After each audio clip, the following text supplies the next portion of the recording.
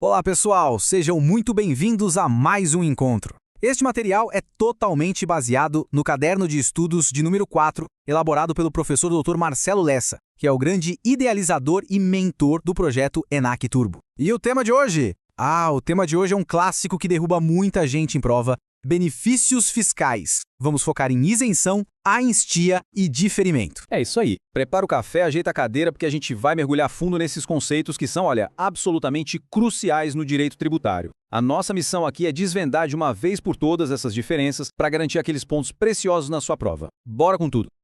E a gente já começa com a pergunta que não quer calar, não é mesmo? Essa sopa de letrinhas, essa confusão entre os institutos é, sem dúvida, uma das maiores armadilhas em qualquer concurso da área jurídica. Com certeza. Mas olha, quem está aqui com a gente pode ficar bem tranquilo. A gente vai slide por slide, usando como base um material impecável do professor Lessa, transformar essa confusão toda em clareza absoluta. Pode apostar. No final, a diferença entre eles vai estar cristalina na sua mente. Ok, então vamos começar pelo começo, pelo alicerce de tudo. Nosso ponto de partida é o artigo 175 do Código Tributário Nacional, o CTN. É ele que estabelece uma categoria chamada exclusão do crédito tributário. E entender isso, pessoal, é o primeiro passo, o passo fundamental para não errar mais. Pensa assim, é como se a gente estivesse organizando as gavetas antes de guardar as roupas. E dentro dessa grande gaveta da exclusão, a gente encontra dois dos nossos temas de hoje, a isenção e a anistia. Elas moram juntas aí. E aqui já vem um ponto importantíssimo que o professor Lessa sempre destaca como um alvo preferido da FGV. O parágrafo único do artigo 175 é muito direto. A exclusão do crédito não dispensa o cumprimento das obrigações acessórias. Tá, mas o que isso quer dizer na prática? Quer dizer que, mesmo quando alguém está livre de pagar o tributo ou a multa, a parte, digamos, burocrática, não some. A pessoa ainda precisa emitir nota fiscal, entregar a declaração, ou seja, cumprir todos os deveres instrumentais. A obrigação acessória continua vivíssima. Anota isso aí. Perfeito. Agora que a base está sólida, vamos para o primeiro grande conceito, a isenção. Sendo bem direto ao ponto, quando a gente fala de isenção, estamos falando da dispensa legal do pagamento do tributo. Simples assim. É isso. É o Estado, que tem todo o poder e o direito de cobrar, falando através de uma lei: olha, pode deixar. Desta vez, para essa situação específica, não precisa pagar não. O foco da isenção é sempre o tributo principal. E o ponto técnico aqui é fascinante porque revela a mecânica do direito tributário. Pensa comigo, o fato gerador, ou seja, aquilo que daria origem ao imposto, ele acontece. A obrigação de pagar até chegar a nascer juridicamente. Exatamente, só que aí no meio do caminho aparece uma lei específica que funciona como uma barreira, sabe? Como um escudo. E essa lei diz, opa, essa cobrança aqui está bloqueada. A cobrança é legalmente impedida de continuar, mesmo que a obrigação em si tenha nascido. Agora, atenção máxima aqui, porque este slide mostra o poder desse benefício. Nem toda isenção é criada igual. Se ela for onerosa, ou seja, se for concedida por um prazo definido e exigindo uma contrapartida, como fazer um investimento, ela se transforma num direito adquirido que é protegido pela súmula 544 do STF. E isso é poderosíssimo. Significa que o Estado não pode, do nada, voltar atrás e revogar o benefício de quem cumpriu as regras do jogo. O poder, nesse caso, se desloca para o cidadão. Agora, a isenção simples, que é basicamente um favor fiscal, sem condição nenhuma, essa é mais frágil. Ela pode ser revogada a qualquer momento.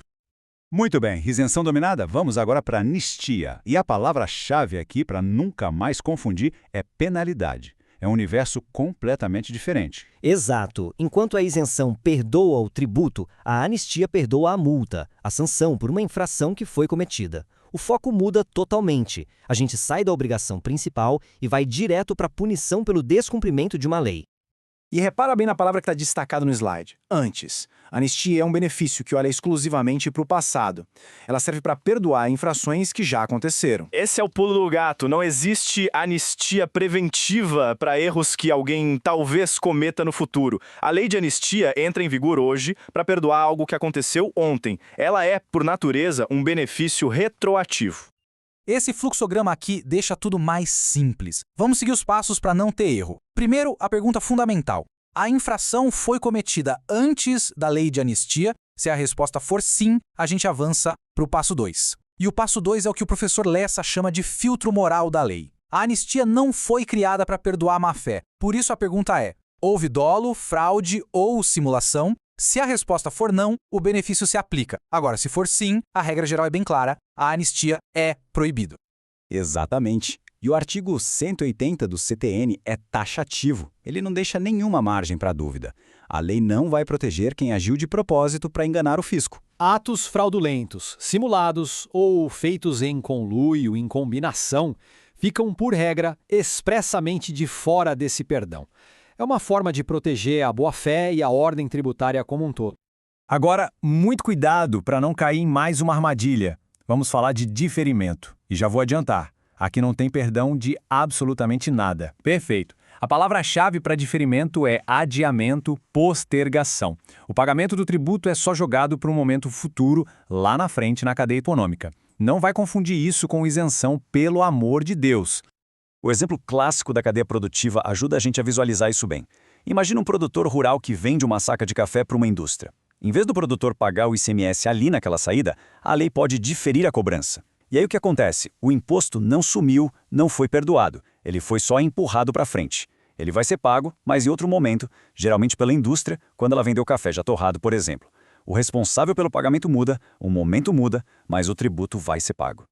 Ok, agora que a gente já viu os conceitos separados, chegou a hora do grande duelo, do tira-teima. Vamos colocar todos eles lado a lado para fixar as diferenças de uma vez por todas. Esse é o momento da clareza total, de organizar o mapa mental definitivo para a hora da prova. Vamos lá. E essa tabela, pessoal, extraída direto do material do professor Lessa, é a nossa pedra de roseta para decifrar esse tema. Repara na coluna categoria. Isenção e anistia estão juntinhas ali em exclusão do crédito. Mas olha o objeto. Na isenção, o objeto é o tributo. Na anistia, é a multa. Já a remissão está em outra categoria, a de extinção de um crédito que já foi formalizado. E a imunidade? A imunidade joga em outra liga. A base dela não é uma lei qualquer, é a própria Constituição. E aqui está a confusão clássica que as bancas de concurso amam explorar. Imunidade contra isenção. O ponto crucial para diferenciar as duas é a origem da norma, de onde ela vem. Exatamente. A imunidade é uma ordem que vem de cima, direto da Constituição. E ela diz, Estado, você não pode tributar isso aqui. É uma parede, uma limitação ao poder de tributar. Já a isenção é o Estado que até poderia tributar dizendo, por meio de uma lei comum, eu poderia, mas escolho não cobrar. A hierarquia e a força são completamente diferentes. Teoria dominada. Agora vamos para o campo de batalha, para a parte mais prática da prova. Com base na análise do professor Lessa, a gente vai antecipar como a FGV pode tentar derrubar quem está despreparado com esses conceitos. É a hora de transformar o conhecimento em estratégia pura. Vamos ver as armadilhas mais comuns para que ninguém aqui seja pego de surpresa. Fica ligado. Primeira armadilha. Batida, baseada na súmula 544 do STF. Se a banca descrever na questão uma isenção com prazo, com condições, e disser que o contribuinte cumpriu tudo, não tenha dúvida. A resposta certa sempre vai proteger esse direito adquirido. Qualquer tentativa de revogar essa isenção vai ser inválida.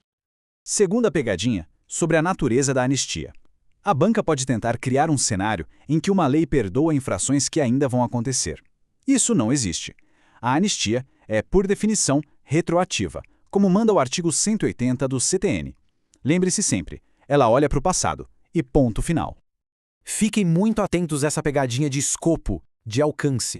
Se uma lei isenta o IPTU de um imóvel, isso não quer dizer que a taxa de coleta de lixo ou a contribuição de melhoria daquela rua também estão isentas. São tributos diferentes, e a regra do artigo 111 do CTN é clara. Isenção se interpreta literalmente, sem ampliar. E para fechar as armadilhas, a gente volta ao nosso primeiro ponto crucial, fechando o ciclo do raciocínio. A banca vai afirmar que, já que o pagamento foi dispensado, a declaração também foi.